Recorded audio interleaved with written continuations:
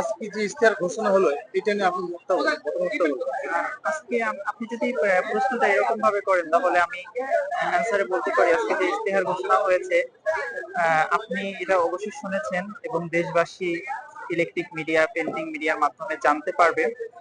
তো আজকে যে ইশতেহার ঘোষণা করেছে আমাদের এক দফার ঘোষক নাহিদ ইসলাম ভাই, তো বিগত দিনে আমরা দেখেছি যে আজকে 53 বছর দেশ স্বাধীনের পরে অনেক দল ক্ষমতায় এসেছে, ক্ষমতা থেকে বিদায় নিয়েছে, এই জাতির ভাগ্যের কোনো পরিবর্তন করতে পারে নাই।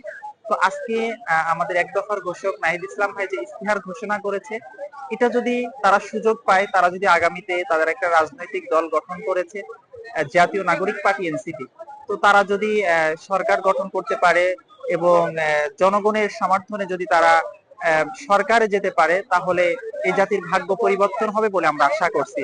জাতির কাছে বলবো যে আপনারা আসেন, জাতীয় নাগরিক পার্টি এনসিপি কে সমর্থন করেন। আমাদের প্রত্যাশিত প্রতীক শাপলা প্রতীক আমরা যদি পাই, আপনারা শাপলা প্রতীকের প্রতি সম্মান এবং শ্রদ্ধা রেখে আপনাদের মূল্যবান ভোট প্রদান করবেন। আজকে যে ইশতেহার ঘোষণা হয়েছে এই মর্মে আমরা কাজ করব ইনশাআল্লাহ।